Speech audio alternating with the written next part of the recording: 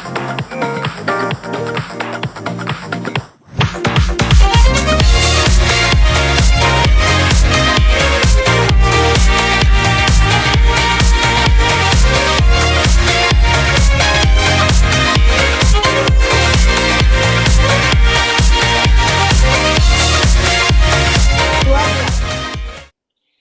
teman-teman, selamat datang di podcast diskusi kami. Pada kesempatan ini, kita akan membahas tema good practice versus bad practice dalam mewujudkan smart governance di lapas dan rutan. Dalam diskusi ini, kita akan membahas 3 contoh pelayanan yang sering kita temui di lapas, yaitu pelayanan kunjungan, pengelolaan barang titipan, serta inovasi ekonomi melalui e-commerce, UMKM, warga binaan. Saya ditemani oleh 3 narasumber saya, yaitu Faiz, Naura, dan Rafli. Halo semuanya. Halo, Halo, Kalau boleh tahu ini kakak-kakak dan abang-abang dari lapas dan rutan mana ya? oke baik. Terima kasih Kak Kuratun. Sebelumnya perkenalkan, nama saya Naura Akila. Saya bertugas di Rutan Kelas 2 B Banda Aceh dan kemudian akan dilanjutkan oleh Abang Faiz. baik. Terima kasih atas kesempatan yang diberikan kepada saya. Nama saya Faiz Nabil Pasha. Saat ini saya bertugas di Lapas Narkotika kelas 2 Bilansa. Selanjutnya untuk Bang Rafli. Halo teman-teman, halo Kak Angela, nama saya Muhammad Raffi Akbar. Saat ini saya satu UPT dengan Kak Naura, yaitu di Rutan kelas 2B Banda Aceh. Baik.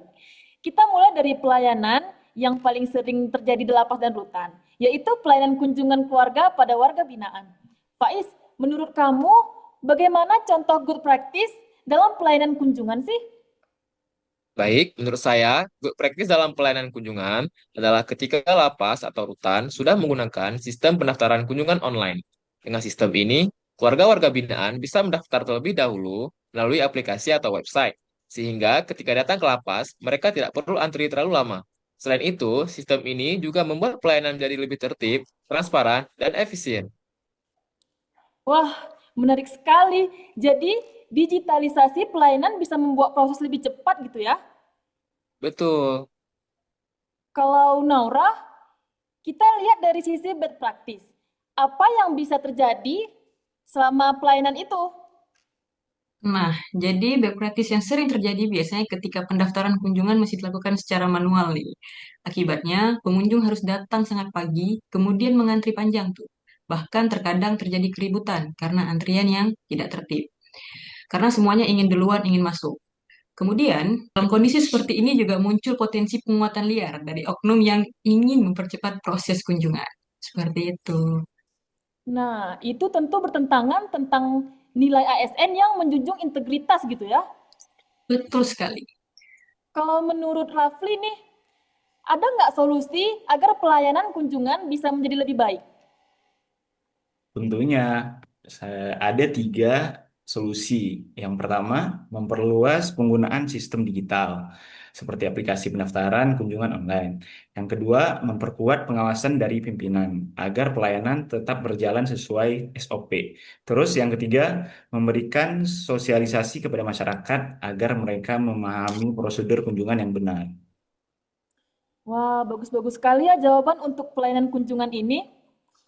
Baiklah, kita akan masuk ke topik yang kedua, yaitu pengelolaan barang titipan untuk warga binaan. Baik, Faiz, bagaimana sih contoh good practice dalam pengelolaan barang titipan itu? Baik, good practice dalam pengelolaan barang titipan adalah ketika setiap barang yang masuk diperiksa dengan teliti oleh petugas, kemudian dicetak secara jelas dalam sistem administrasi. Selain itu, barang juga harus melalui pemeriksaan keamanan untuk memastikan tidak ada barang terlarang seperti handphone atau narkoba yang masuk ke dalam lapas atau rutan. Dengan sistem yang tertib seperti ini, keamanan dalam lapas atau rutan dapat lebih terjaga. Wah, sangat penting ya berarti aspek keamanan tersebut. Tepat sekali. Untuk Kak Naura, bagaimana dengan bad practice yang mungkin terjadi? Nah, bad practice yang bisa terjadi ketika pemeriksaan barang dilakukan secara tidak maksimal tuh. Misalnya, petugas kurang teliti atau proses pemeriksaan dilakukan terlalu cepat karena petugas terlalu terburu-buru. Akibatnya, ada kemungkinan barang terlarang bisa masuk ke dalam lapas, yang tentu saja dapat menimbulkan berbagai masalah keamanan yang ada di dalam. Wah, betul sekali ya. Untuk Rafli, menurut kamu bagaimana cara mencegah hal tersebut biar tidak dapat terjadi? Cara pencegahannya yaitu adalah dengan menerapkan pemeriksaan berlapis. Selain itu, pencatatan barang juga bisa menggunakan sistem digital atau barcode, sehingga semua titipan tercatat dengan jelas. Kemudian, penggunaan CCTV dan pengawasan rutin juga sangat penting agar proses pelayanan tetap transparan. Untuk jawaban-jawaban dari barang titipan ini sangat bagus-bagus sekali ya.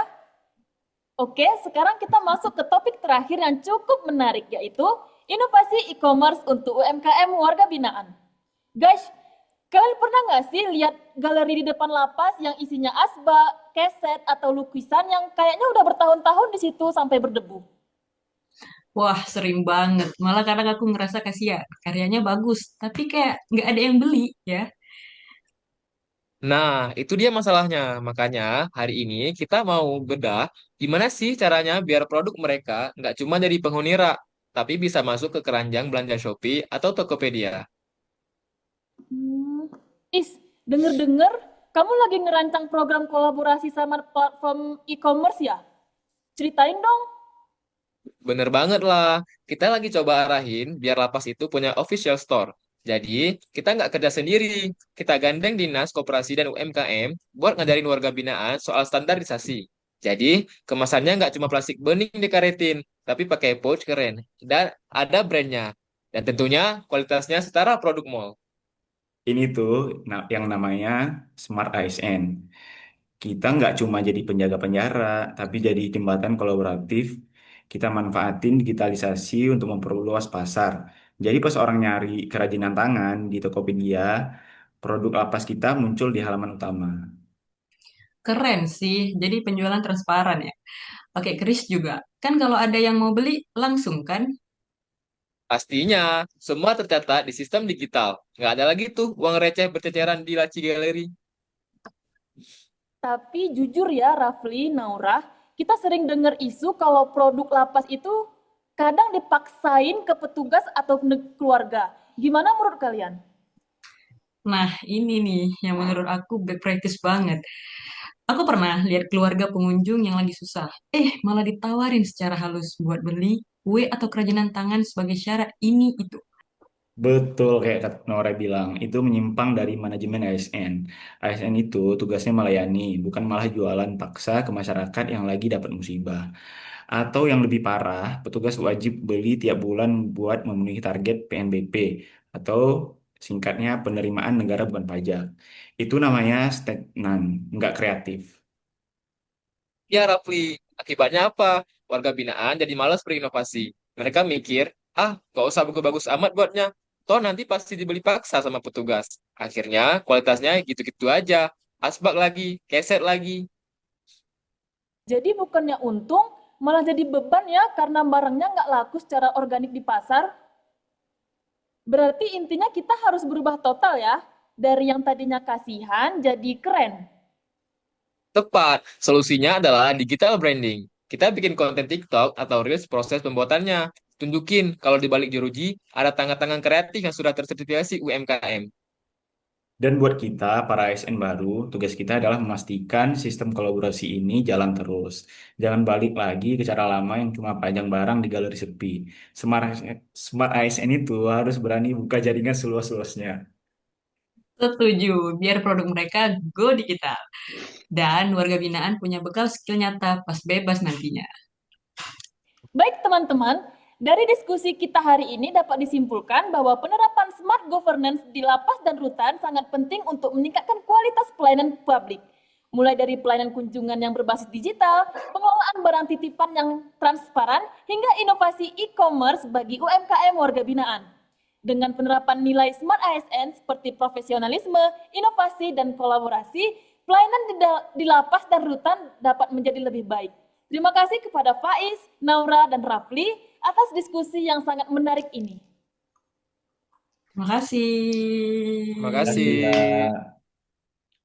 Ini Saya kayak Najla sebagai moderator pamit undur diri. Sampai jumpa. Bye-bye. bye. Bye.